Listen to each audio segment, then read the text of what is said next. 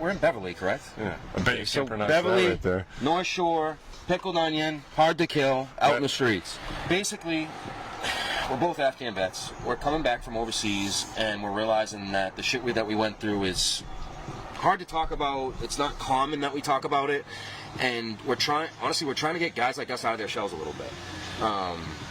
I'm curious because, honestly, when I looked at the analytics for this, it wasn't really veterans that was watching us. It was civilians. It was women, actually.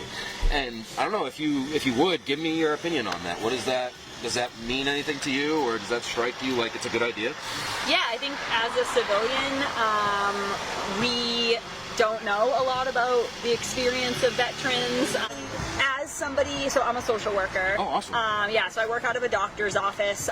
What's your demographic, or who do you work with?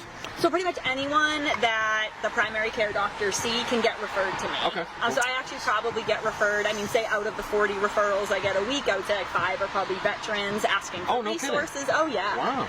Yeah. Just asking about resources, and I feel really bad. My, go-to has been oh, talk to the VA, and I feel like... Which you already know. What are they even teaching you to tell us veterans? Because, I mean, I would feel like they don't even know.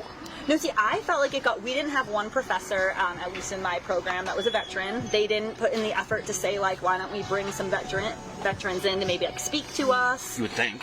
Do, maybe 2 weeks during our course, to talk to us. They didn't do that. Pretty much they, glossed over it and were like, if this is your strong interest, you can go into the VA and learn more about it. Yeah. So, and it just, as somebody who I kind of then had this feeling of okay, if I'm not going to be at the VA, I must not come across it. And now I'm in my job, and it comes up all the time. every single week, and I'm like, it would be really nice to get a little more training on this. There's just a bit of a lack of it. I'd love you to try to just watch our podcast and see if you can pick up something. You know what I mean? That's really what we're doing with the podcast. We're trying to tell people what we're feeling and what we're going through. And on top of that, here we are tonight. We'll probably be here again. We could probably use you guys. Social workers. I've had good. I've actually had positive experiences with social workers, but not everyone does. I've had one positive experience, and that does go a long way, where the social worker does go out to battle for you.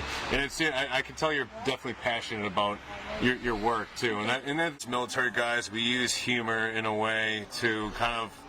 Well, dude, even what she just said, dude, we say shit and they have no idea what we're talking about. Right. So I feel like we gotta explain that, in a banner up top or something, just to at least explain some of the jargon. Absolutely. In I guess this podcast, we're trying to, bridge that gap.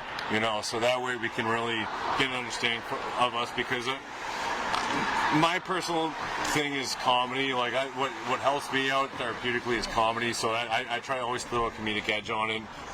Not every veteran's the same way, but I do believe that we've always lacked a generation thing where we came home and we didn't really have a community to come back to. You look at World War II, and you see.